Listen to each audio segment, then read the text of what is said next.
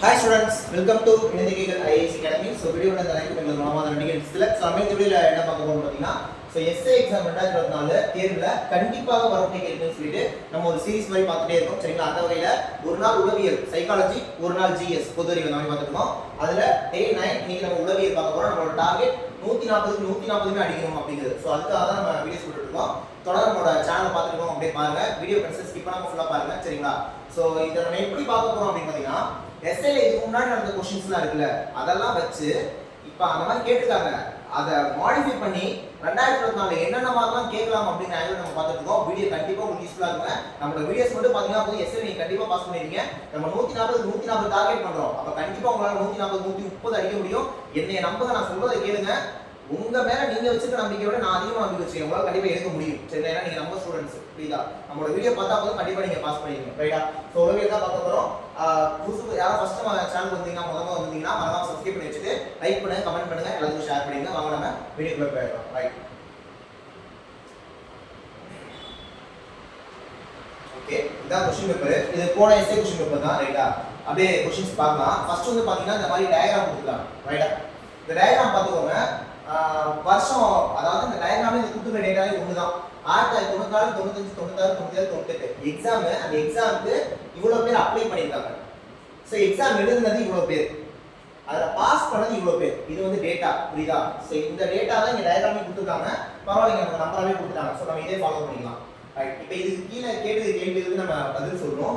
கேள்வி பாருங்க, தேர்ச்சி பெறாத மாணவர்களின் தோராயமான சராசரி சதவீதம் என்ன? அது தேர்ச்சி பெறாத மாணவர்களோட சராசரி என்னன்னு கேக்குறாங்க. தேர்ச்சி பெறாத மாணவர்களோட சராசரி சதவீதம் கேக்குறாங்க. ரைட். சோ மொத்தமா எக்ஸாம் எழுதுனது எவ்வளவுன்னு பார்ப்போம். மொத்தமா எக்ஸாம் எழுதுனது எவ்வளவுன்னு பார்க்கலாம். கவனிங்க. இப்போ மொத்தமா எக்ஸாம் எழுதுறத பாக்குறப்ப இந்த 5 தான், அத அப்ளை பண்ணது பாக்குறப்ப இந்த 5 தான் கூட்டணும். இந்த 5 கூட்டுறப்ப 202 204 210 அப்படினா கூட்டாதீங்க. நான் சொல்ற மாதிரி கூட்டுங்க, ஈஸியா இருக்கும்.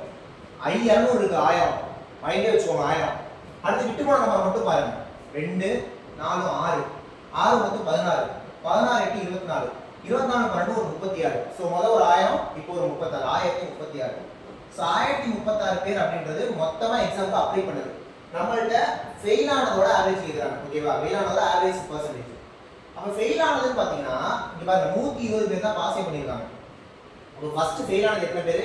82 பேர். சோ முதல்ல ஃபெயில் ஆனது ஒரு 82. இங்க ஃபெயில் ஆனது 240 115 மைனஸ் பண்ணுவோம். மைனஸ் பண்ணீங்கன்னா 89 வரும். அடுத்து ஃபெயில் ஆனது 90 பேர். இதுல இருந்து நான் மைனஸ் பண்ணிருக்கேன் அவ்வளவுதான். ரைட்டா? இங்க இருந்து இத மைனஸ் பண்ணீங்க அப்படினா என்ன வரும்? 86 வருமா?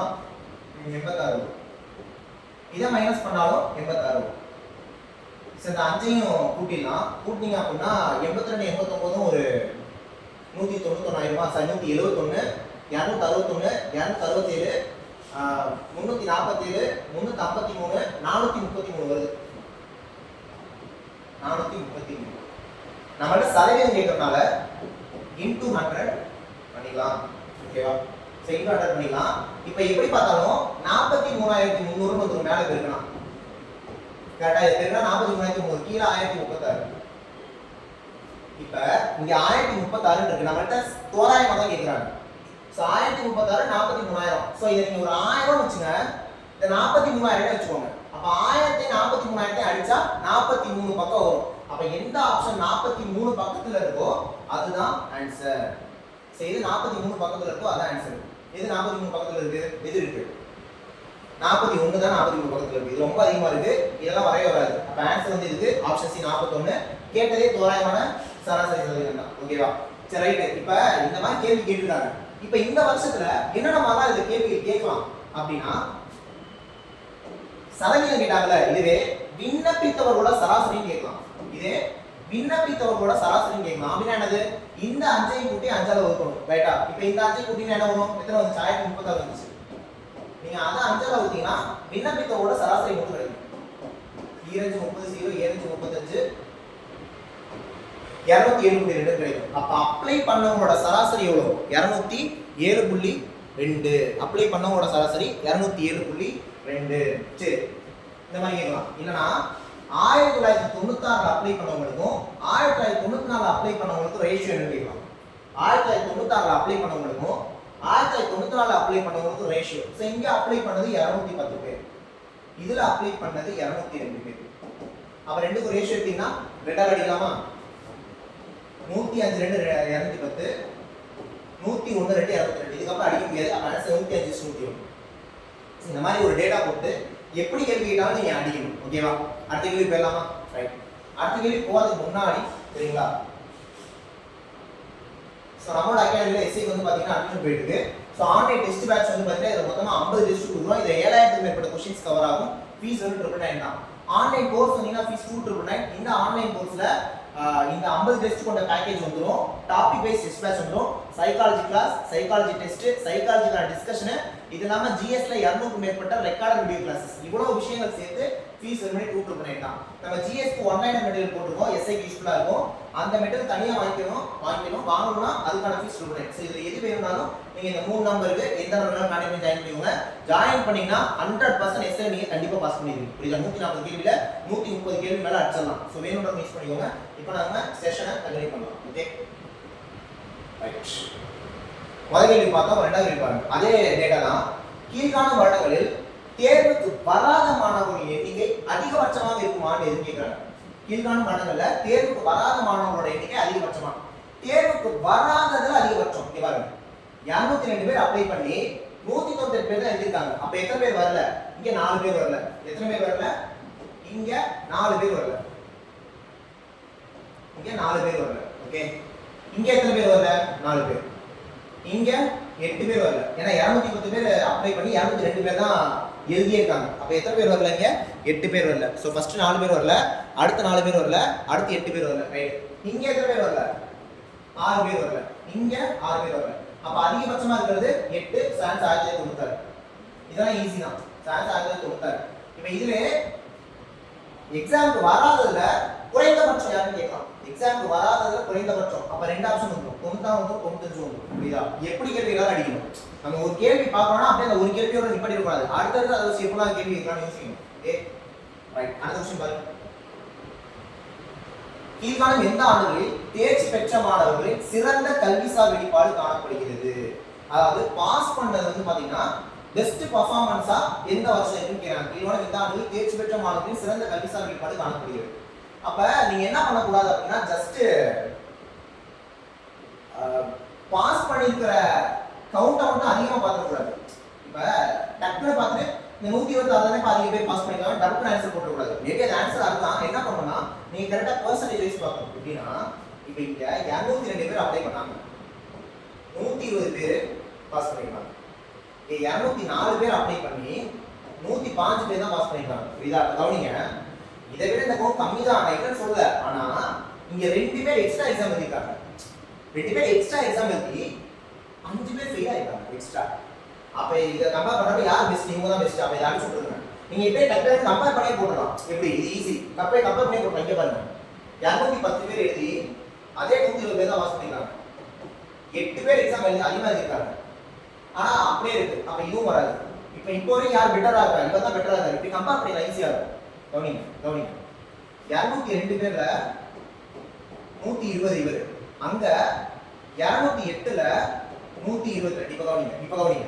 இப்ப இதை விட ஒரு அதிகம் தானே. அப்ப இவர் சிறந்த கல்விசார்னா கவனிங்க, இங்க எத்தனை பேர் எக்ஸாம் எழுதிருக்காங்க? 6 பேர் எக்ஸ்ட்ரா எழுதிருக்காங்க. 6 பேர் எக்ஸ்ட்ரா எக்ஸாம் எழுதி கூட இங்க 2 பேர் தான் எக்ஸ்ட்ரா பாஸ் பண்ணிருக்காங்க.